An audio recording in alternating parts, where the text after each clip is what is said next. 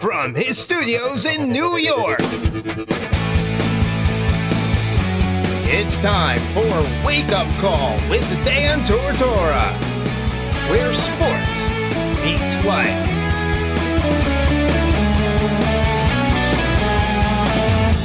Here's your host, Dan Tortora.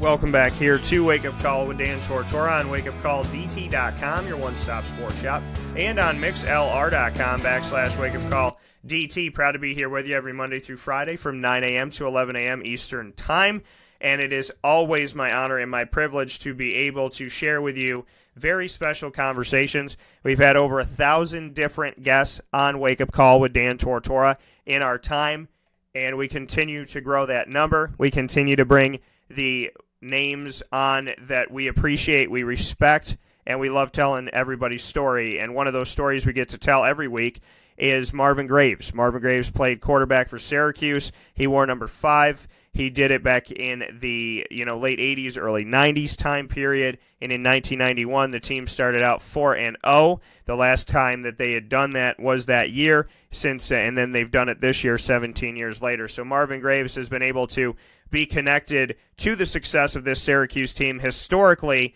in a really kind of interesting and fun way. And he's here with us today to speak on the Syracuse Orange heading into the Camping World Bowl and so much more. Marvin, how are we doing today? Oh, man, doing great. The sun is actually shining down here in D.C. It's pretty cold, but the sun is shining, so it's all good, man.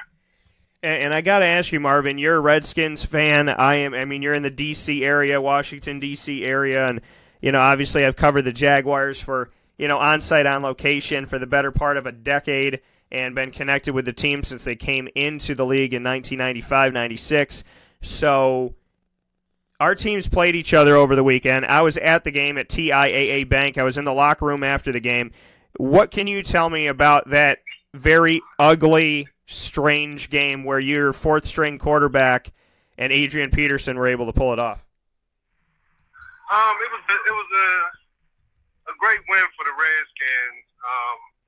I don't know what's going to happen from this point forward, but we've had a rough season with a lot of injuries, at least 17 or 18 injuries. And there was a lot of promise. With this season, we were sitting in first place, somewhere around the midpoint, and then, kind of went on a losing streak, lost, 2 quarterbacks. We're playing with our 4th quarterback, so it was a great win for us. But when I look at you guys, it just shows that from year to year that the NFL is very, very competitive, and there is opportunities for guys that are maybe a backup or, sitting on the couch somewhere and just didn't get the opportunity, that there's a chance that you can come out and play and make an impact. So I saw a lot of talent on the field. It's just, the league is changing. A lot of teams are getting better. Sometimes matchups, favor one team a little better than another team. And I thought it was a good football game. I thought the guys played hard. And, I think both teams will be a lot better next year. We look at the fact that the Redskins are still alive in the playoff hunt. You're at the Titans and then home against the Eagles in the final game of the regular season, but there is still life there. The Cowboys are 8-6, the Eagles are 7-7, the Redskins are 7-7. If the Redskins are to defeat the Eagles and win both of their games, it stands to reason that if they finish 9-7 and the Cowboys falter anywhere within this, that they could still take the division. They need some help, but what are your thoughts on still being alive in the NFC East right now? I think after everything that's gone on with the Redskins this year, it doesn't look favorable. But, again, sometimes, this time of year, anything can happen. So, this week our focus is going down to Tennessee and playing a tough Tennessee team that just shut out the New York Giants. And, that'll be a tall task. But what I do know about the Redskins is we played against we've played against the top backs in the league. We played against the top quarterbacks in the league. We played against the tough defenses. So I think we're battle tested, and I think at this time of the year, you want to be playing meaningful games, and I think right now we're playing playoff games. So it's a long shot, but I feel like if we can win this weekend, then who knows what's going to happen. I think Dallas has a tough schedule. Tampa lost last week, so I don't think that's going to be an easy win for Dallas. And if you look at the Eagles, they have a couple tough games as well, and they finish off with us. So it'll be great to go down to the last game of the season and be playing the Eagles to actually have a chance to get in the playoffs. I think Minnesota may have to lose one, which I think they will. And I believe there's a couple other teams. So it's just good to be playing a meaningful game at this time of year, despite what happened to us. What can you say, speaking here with Marvin Graves, a former Syracuse quarterback, and obviously talking about the NFL a little bit here this morning. I want to go around the league a little bit. The Houston Texans right now, believe it or not, are in second place in the AFC. The Houston Texans, if the playoffs started today, the Houston Texans would be the number 2 seed. They would have a first-round bye over the New England Patriots, and they would have the opportunity to, obviously play at home and enjoy being down in Houston for their games for the most part. And at the same time, they would be, sitting out that first with the Kansas City Chiefs. What do you think about that right now? The Chiefs are still in first in the AFC with 2 weeks to go, and the Houston Texans are in second place. They have 10 wins, and the Patriots have now lost a couple games in a row. Thoughts on that, Marvin? I think it's great. I think it's great for football. Obviously being an African-American quarterback, I watched Deshaun Watson bounce back from his gruesome injury last year, and he's, playing at a very high level.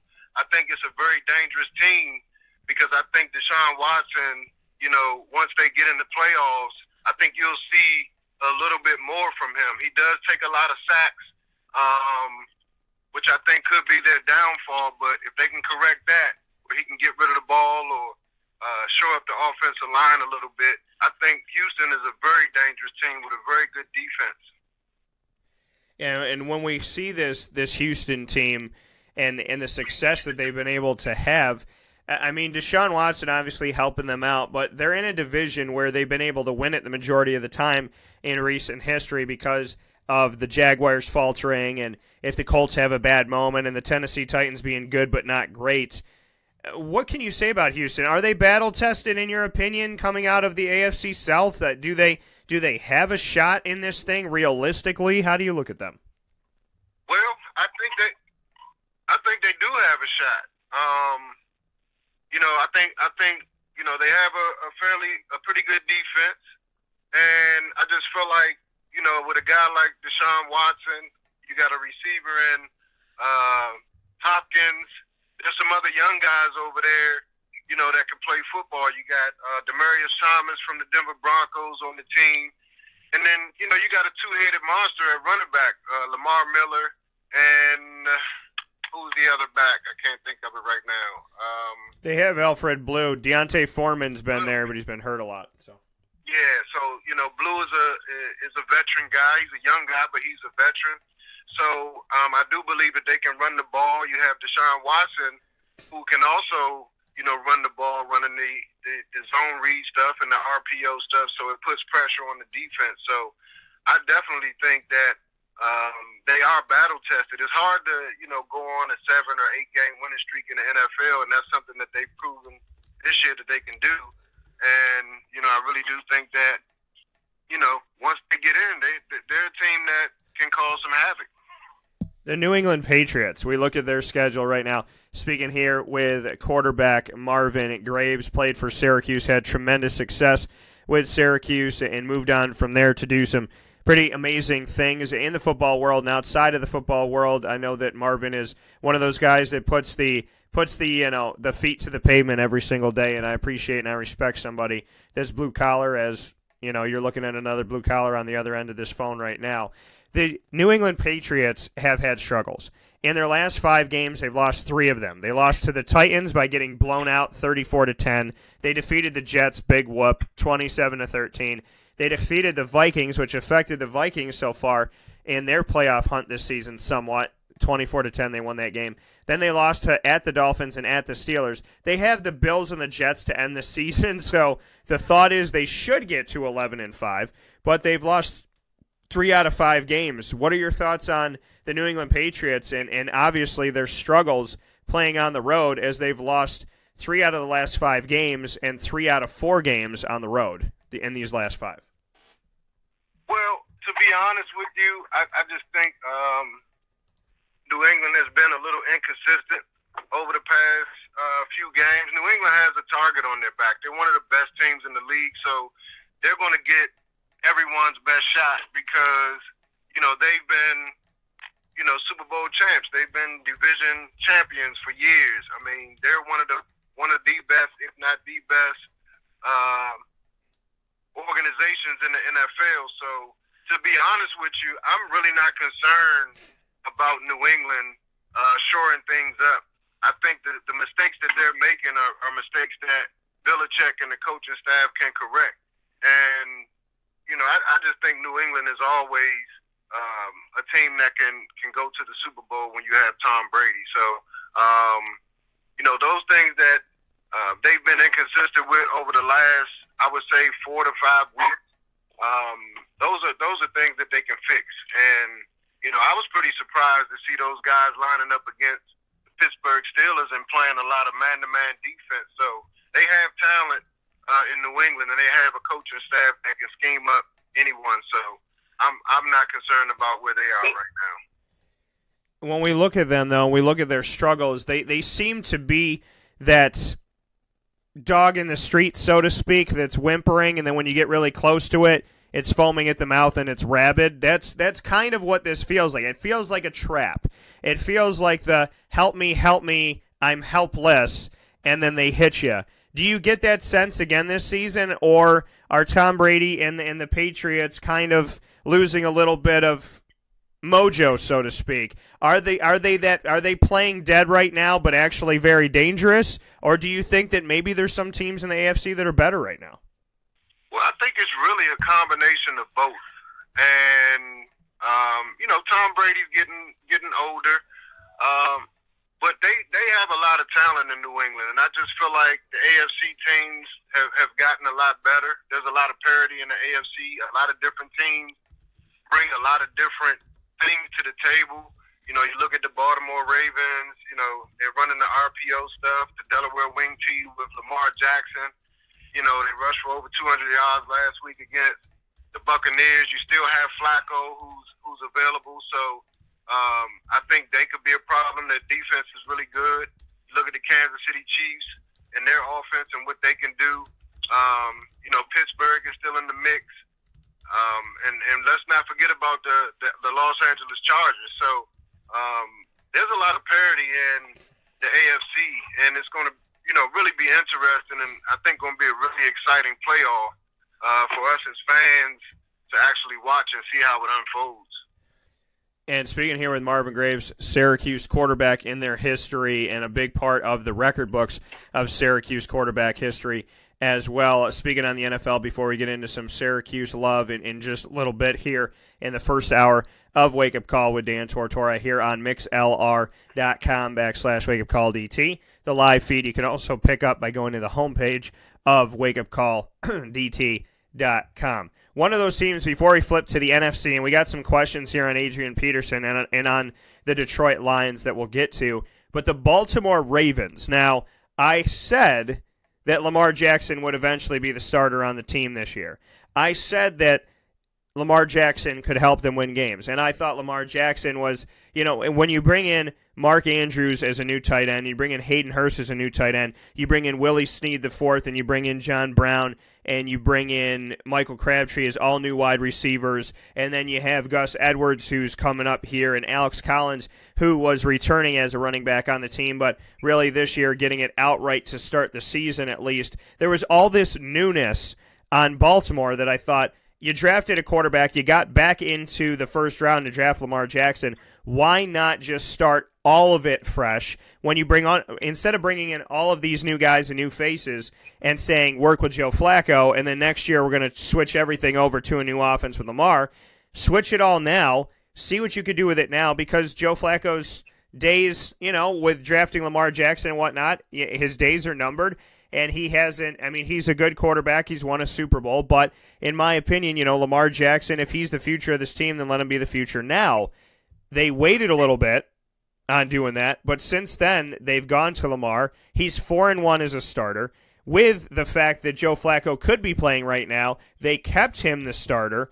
So we look at a 4-1 Ravens team that is in the playoffs if they started today and is still in the hunt right now for their division, as the Steelers have not locked up the division. They're 8-5-1. The Ravens are 8-6. The Ravens are in the playoffs as a wild card team right now. They could be in the playoffs in the top 4 if they take care of business. Your thoughts on Lamar Jackson giving life to Baltimore?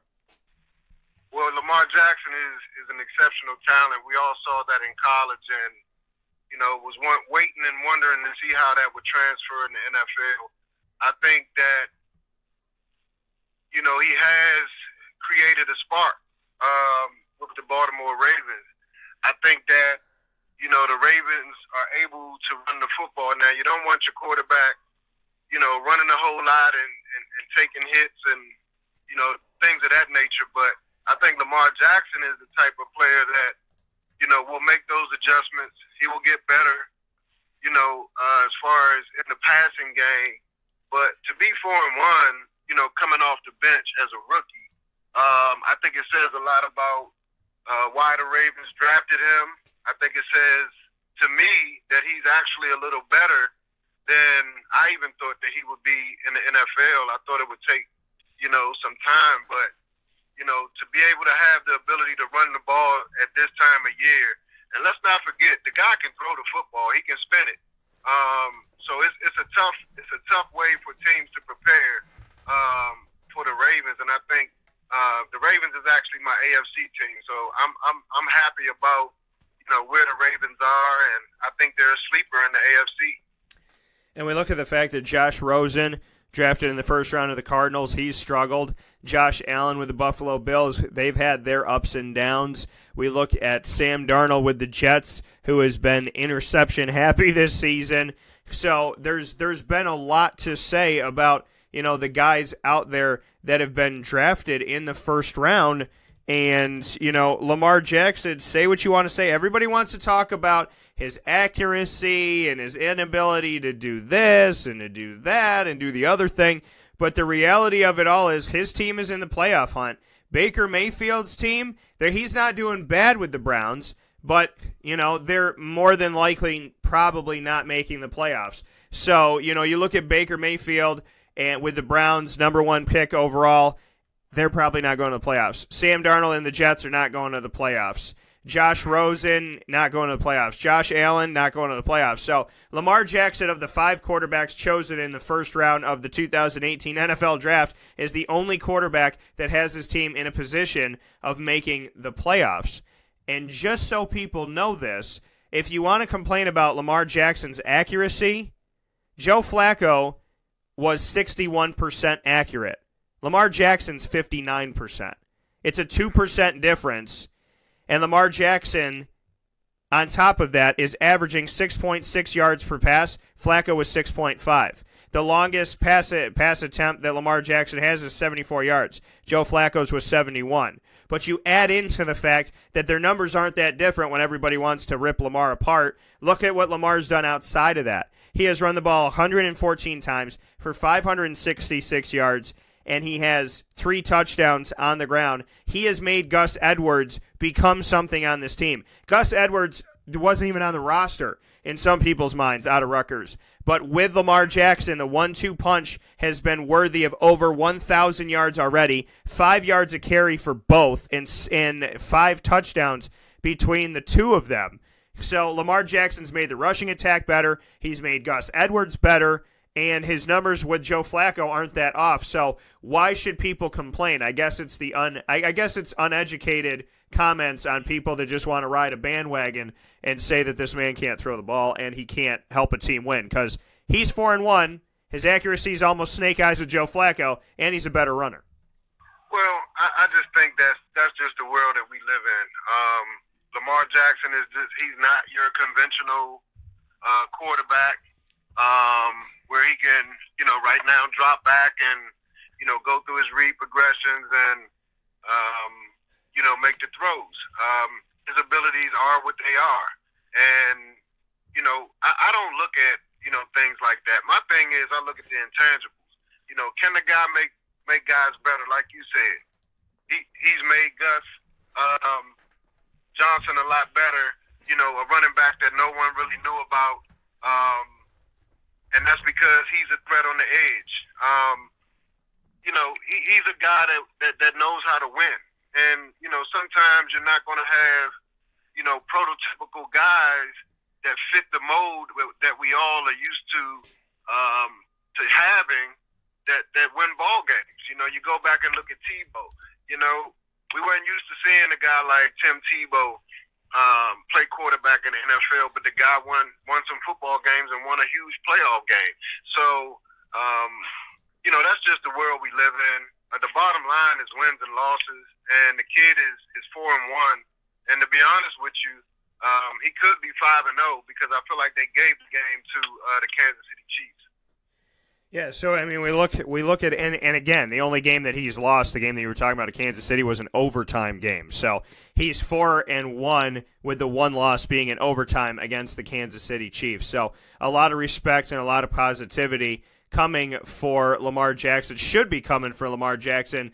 And if nobody else is going to give it to him, then we will here this morning on Wake Up Call with Dan Tortora. We're hanging out with Marvin Graves. Marvin, we have a Detroit Lions fan that is very upset. We have our resident Lions fan, Johnny, that listens here in the Central New York community. He's not happy. He's very confused with his team.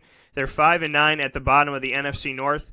That's already been won by the Chicago Bears. We've seen this Detroit Lions team lose to the Jets and lose to the Niners. We've seen them defeat the Patriots by 16 points. We've seen them lose a close one to the Cowboys, beat the Packers, beat the Dolphins, and then, obviously be in a place right now where they have lost 6 of their last 7 games, which is a very, very nasty streak for this team, losing 6 of 7 here, lost 6 of their last 8 games. They did defeat the Panthers and the Cardinals in this stretch. What are your thoughts on the Detroit Lions? Because they have Matt Stafford. They have wide receiver talent. They drafted Kerryon Johnson out of Auburn. There should be some success here. Matt Patricia took over, and he's got a defensive mind. Why is this team losing against the bottom feeders of the NFL? Wow. Yeah, I'm pretty surprised at where Detroit is right now, Dan. But I mean, again, you look around the league, you look at Chicago, who, you look at a guy like Mitchell Trubisky, who, correct me if I'm wrong, a kid only started 1 year at North Carolina, and the Bears draft him, and in year 2, these guys are division winners. You look at what's going on with Aaron Rodgers and the Green Bay Packers. It's not surprising because I just think the league is a lot better now. I think a lot of teams are good football teams. I think a lot of teams are getting the right coaches, are getting the right players. And I just think Detroit is just falling in that situation where they just had no good luck this year. Kind of like the Redskins, even though we're in Jacksonville, even though we're still in the playoff hunt. But, I don't know. I mean, I'll tell you what, I would love to have Matthew Stafford here with the Redskins and quarterbacking our team. So I can't believe that they were that bad, to be honest with you. I really thought that they would be a team that could be that team that's in the hunt or possibly even compete for the division. And I just don't know. I don't know if they have to start all over. But I tell you what, Matthew Stafford is a good quarterback. know if his time is up in Detroit, but we'd love to have him down here in D.C. So you don't know if his time is done in Detroit, but they'd love to have him in D.C. That's the craziness of it all, is that Matt Stafford, you think of Matt Stafford, you think success. You think, okay, well, he's got to be winning. Aaron Rodgers got to be winning. These got Ben Roethlisberger got to be winning. Tom Brady got to be winning. But Matt Stafford and this Detroit Lions team is just not getting it done. They're not having success. They've changed their coaching staff. The Jets said that they didn't change any plays from the last coaching staff, so maybe that's the issue in this first season with Matt Patricia, that the calls, the signals look exactly the same. But, at the end of the day, this Lions team, the best they could be is 7-9, and that's sad to see. Also, the fact of getting rid of Golden Tate and seeing the difference in that. Were you surprised at that? Kenny Golladay, Marvin Jones Jr., Golden Tate all seem to find life together on this team. Kenny Golladay was drafted to the Lions, but Golden Tate coming to the Lions and Marvin Jones Jr. coming to the Lions, they got better, and they've been trending up. They had this great trio pretty good trio, I should say, of receivers, and they let Golden Tate go, and then Marvin Jones been injured, and Kenny Galladay's had some success, but ultimately, are you surprised that they let go of Golden Tate, where it looked like they finally had a nice stable of wide receivers? I am surprised at that move, and I thought Golden Tate was a guy that made those other guys better. He was the number one guy there, and the chemistry with those guys. I mean, especially from a fantasy standpoint. I had to get somebody from Detroit every week, and to see Golden Tate go, I think he landed in a good spot. But that kind of made me scratch my head. So there's some things going on behind the scenes in Detroit that maybe we don't know about. But I'm just really surprised, man. I know Matthew Stafford is having a tough year. Detroit's having a tough year. I think their rookie running back Johnson went down. So I think again it just speaks to the parity of the NFL. I think we have a lot of good football teams in the NFL. We have a lot of good players, and I just think we have to get used to this type of deal. Look at the Atlanta Falcons. We have a lot of good football that's being played in the NFL, and it's teams that we didn't expect to actually have the success. So I think it's good for the league. Yeah, we're looking at the NFC right now with New Orleans Saints currently at the top, 12-2. The Rams second, 11-3. The Bears third, 10-4. Three teams with 10 wins, with at least 10 wins, and then the Cowboys are right behind that. And then the Seahawks and the Vikings, the Eagles not out of it, the Skins not out of it. Believe it or not, the Panthers aren't out of it either right now. But to get back to your Skins and Adrian Peterson, he had 15 carries for 24 yards in the game against the Jaguars before the last drive, where the Jaguars allowed him more yards, 27, than he had the whole game, 24, and they were able to kick a field goal with 3 seconds left. What are your thoughts on Adrian Peterson? The man looks like he has more life. It looks like shoulder injuries and ankle injuries. It looks like you can't keep the man down. He seems to have that fire and that fervor and that desire and that want to play through all the pain. What do you think about Adrian Peterson right now? I think AP, when we had Geis go down in the preseason, and we were kind of left with, wow, we got Chris Thompson, but, he's coming back off injury. We had Capri Bibbs. We had a few other guys in camp, so we were kind of looking like, wow, who's going to be Perrine, was here. But we were looking at, wow, who's going to be, our back? I really felt like we had some good backs, but, the guys that, we had going into the season, I really wasn't confident that they would be a threat. I think they would be serviceable. When AP arrived, he's been a pleasant surprise. He's been a veteran leader that not only has the history and the stats to show that he's good. Adrian Peterson has the work ethic. He plays hurt. He plays with all his heart. He's a team guy. So I think he brought an attitude to this team. I even think he sparked the defense to play well. When you got guys like that are all for the team, that give you 100%, he's just been a great addition to the Redskin team, not only as a football player, but basically as a leader and one of those guys that's an extension of the coach on and off the field.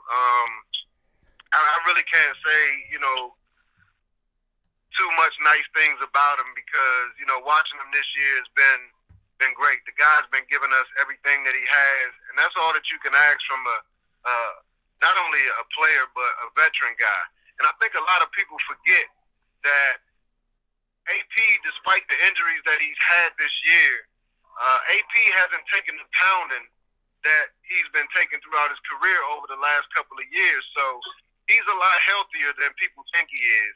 And, man, if we could just keep him around next year with guys coming back, I think we'll have a great, not only 1-2 punch, and we still have Chris Thompson. We'll have three backs, man, that we could be a problem next year.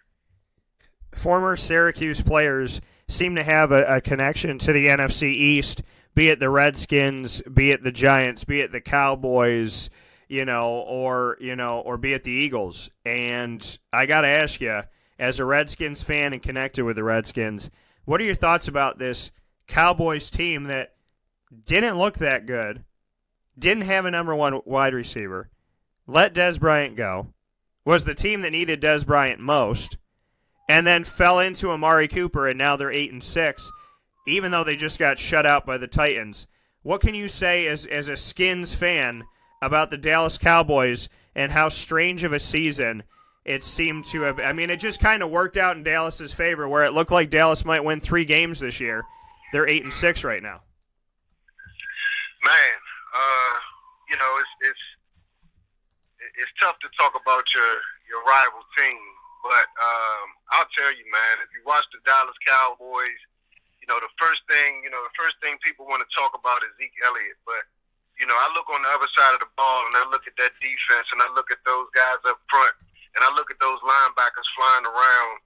You want to talk about a front seven making your back end better? That's what Dallas has. Their front seven is phenomenal.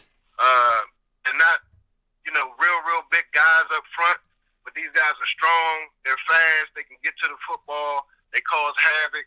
And you got these 2 young linebackers, man, that are probably 2 of the best young linebackers in the game.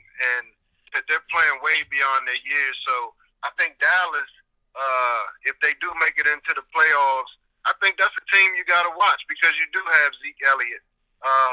You do have Dak, who's, still trying to find his way as a quarterback. When you lose Witten and you lose Dez, that's although those guys are, towards the end of their career, those are 2 crucial veteran leaders that where they're going to be on the field. You know what they're going to bring to the table. That's not an easy situation for Dak to adjust to. So getting Amari Cooper has shown that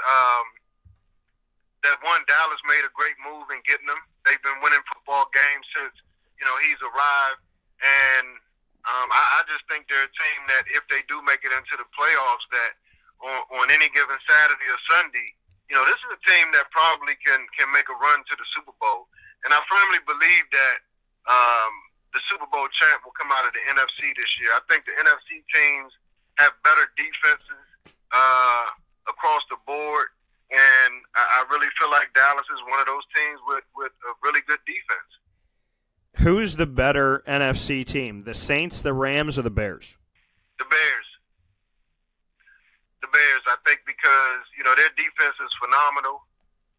Mitchell Trubisky, his upside is so great that, this guy is going to get better with every game that he plays. So, they have some playmakers on offense, 2-headed monster at running back with a big back in Howard.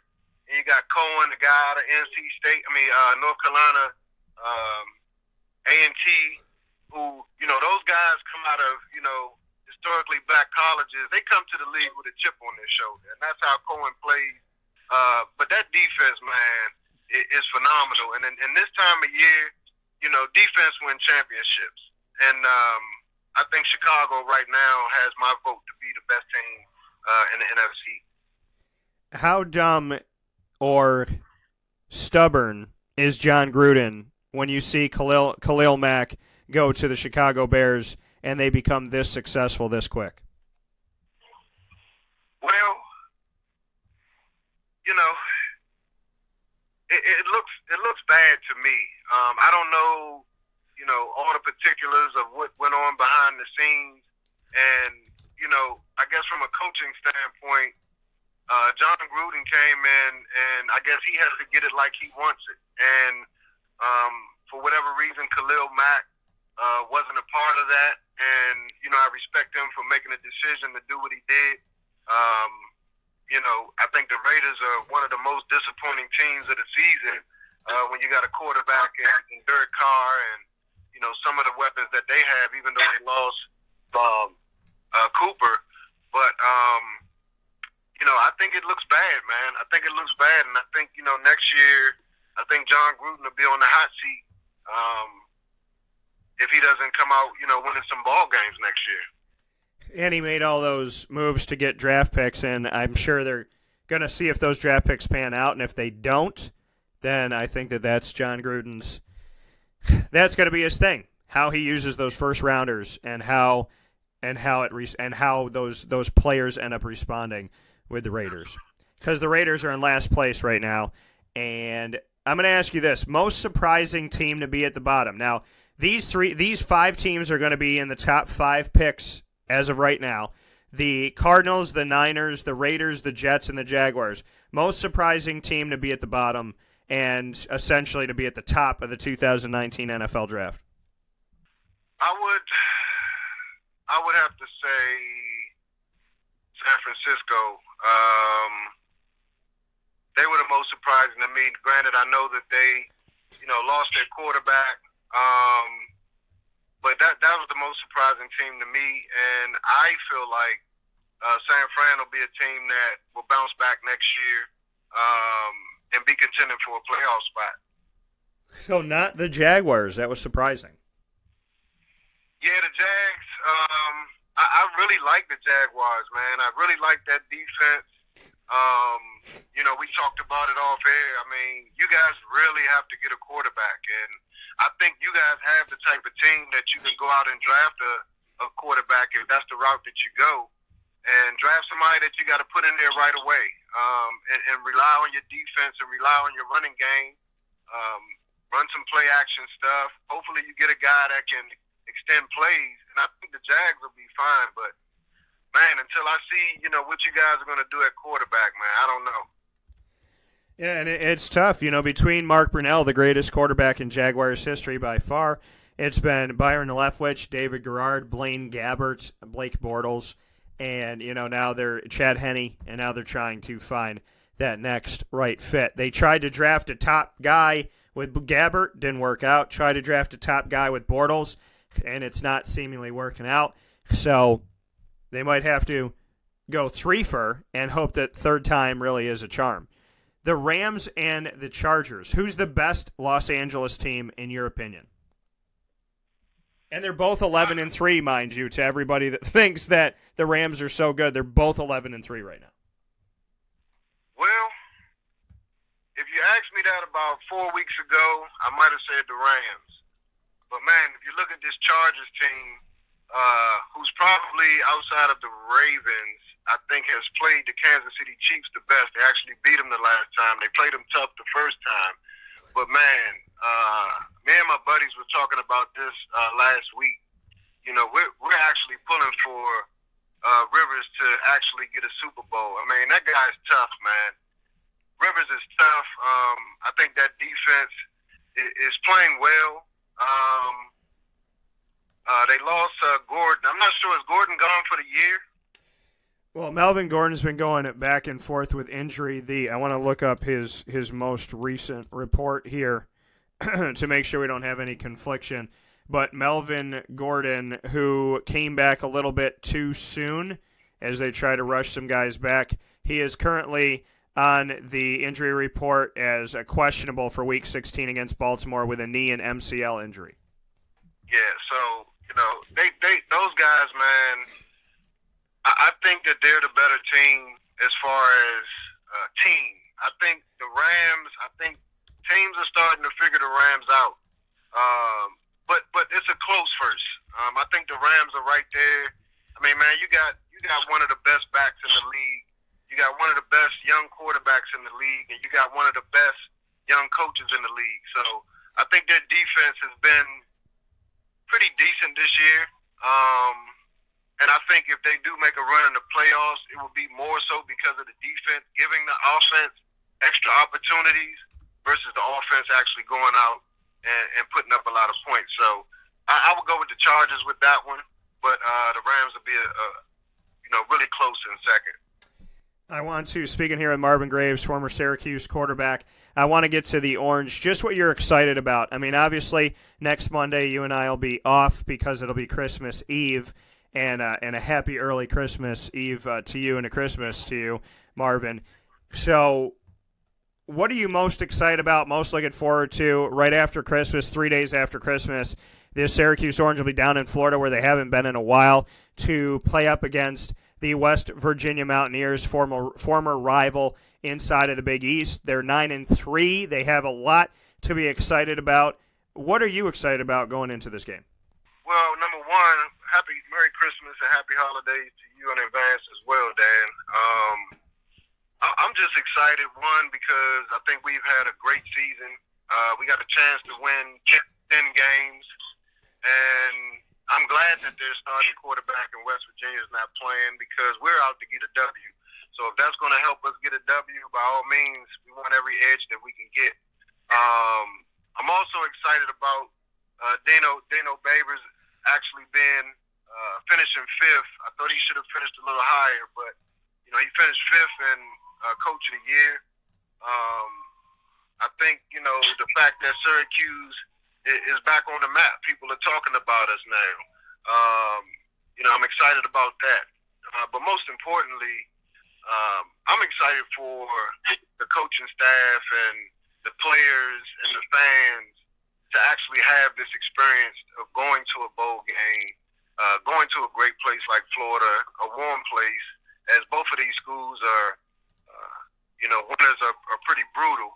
So I'm just excited for, people that actually had this experience, especially the players, to go down and be able to be down there for, a week or so and, just to enjoy the fruits of their labor of having a great season and having an opportunity to do it one more time. So I think there's just a lot to be excited about. There's a lot to be thankful for. And I'm just happy that my team is actually going to be on TV during the holidays. And, to see that success for the Syracuse Orange, just what your words of advice would be to them as they move forward, just your thoughts to them. What would you like to say to them if the team was in front of you right now and you were in the locker room? What would you say? I would just be simple and say, stay hungry. Stay hungry. Stay in tune to, what has gotten you to this point. Continue working hard and working on your deficiencies or where you lack, why you lost the 3 games that you lost this year, and continue to stay focused on getting better.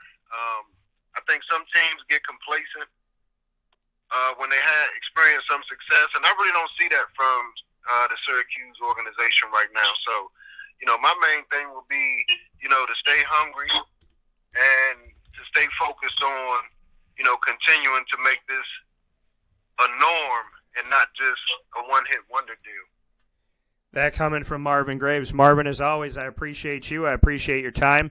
Merry Christmas, Happy Holidays, and God bless to you as always. You have, this idea that I had in my head, a few months back, before the season started, and, to say, hey, Marvin, I want to do Monday morning quarterback, and I want you to be my Monday morning quarterback.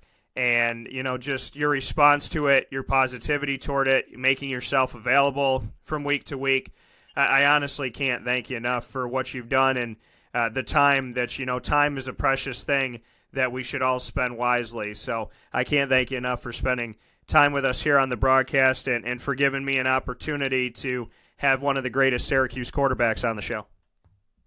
Oh, you're welcome, man. And, I appreciate, being on. I'm glad that, we connected and made it happen. And it's been great for me as well. Like I said, Syracuse means a lot to me. They came and got a kid. Ivan Fierce came and got a kid out of Washington, D.C., weighing 168 pounds. And, I wouldn't trade it for the world. The people in Syracuse have always been good to me, from coaches to media people to alumni, players, former players, and just the people in Syracuse in general. So it's been great for me, and I wish you and everyone in the Syracuse area a very safe and happy holidays. And let's cheer on the Orange after you get all your Christmas gifts and dinner in your belly, and let's cheer them on for that 10th win. That coming from Marvin Graves once again. Marvin, God bless. Be good, be well, and I look forward to talking with you soon. Take care, man.